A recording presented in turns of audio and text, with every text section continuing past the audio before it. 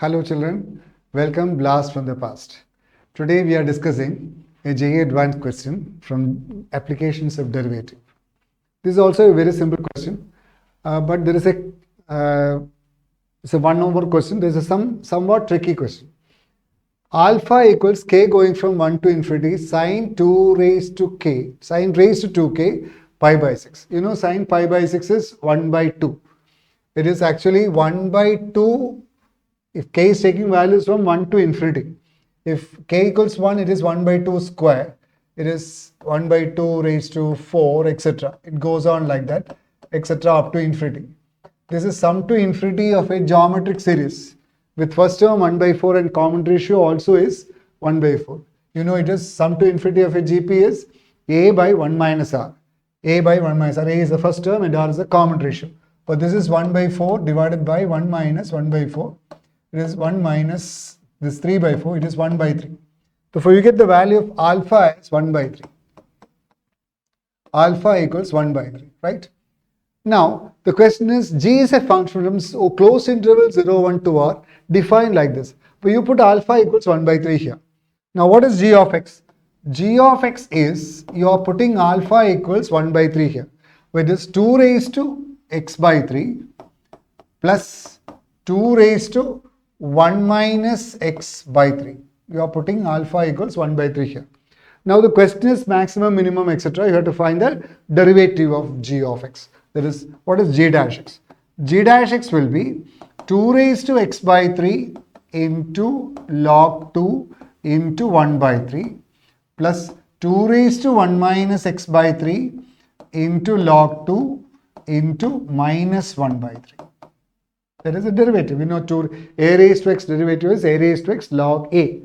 But here it is a raised to x by 3. It is 2 raised to x by 3. It is 2 raised to x by 3 log 2 into derivative of x by 3. Chain rule 1 by 3.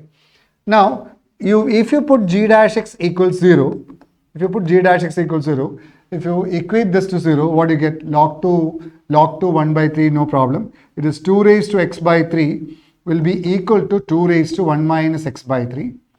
Or the exponents are same. Therefore, you get x by 3 equals 1 minus x by 3. 3 and 3 will go off. X equals 1 by 2. That is, at x equals 1 by 2, it has an extremum point. It may have an extremum point. Therefore, this is x equals 1 by 2. If x equals 1 by 2, g dash 1 by 2 is 0. But g dash 1 by 2 0 means 1 by 2 can be the extremum point of g of x. Now, what happens if, what is the sign of g dash x in the neighborhood of x equals half? Suppose, you know, 0 is on the left side of half. If you put x equals 0 here, what do you get? Log 2 1 by 2. What is g dash 0? What is g dash 0? G dash 0 is 1 by 3 log 2 into, this is 2 raised to 0 minus 2 raised to x is 0, 2 raised to 1 by 3. You know 2 raised to log 2 is positive, 2 raised to 0 is 1 minus cube root of 2. It is negative. This is negative. Therefore, here it is negative. This is negative. For all values of x which is less than half, g dash x is negative. And for all values of x which is bigger than half, g dash x is positive. That means at x equals half, it has a minimum. G of x has a minimum at x equals half. Now, what is g dash half? What is g of half? If you put x equals half here, what do you get? If you put x equals half here, what do you get? G of half. G of half is 2 raised to 1 by 6 plus, if you are putting x equals half here, again 1 by 6. 2 raised to 1 by 6. It is 2 into 2 raised to 1 by 6. It is 2 raised to 7 by 6, right? But you have 2 raised to 7 by 6 here. This is 0, this is 1. What is g of x when x equals 0? If g of x is equal to 0, g of x is 0 means 1 plus 2 raised to 1 by 3. 1 plus 2 raised to 1 by 3 is here, somewhat like this. It is 1 plus 2 raised to 1 by 3. If x equals 1 also, it is 1 plus 2 raised to 1 by 3, right? But this is also 1 plus 2 raised to 1 by 3. Therefore, g of x will be like this. The graph of g of x is like this. This is a very important idea. This you have to catch hold of it. This is the graph of g of x. That is, it is defined only in 0, 1. It ends at 1. It ends at 1. It ends at 1. That is, the graph is like this. Therefore, g of 0 and g of 1 are the same.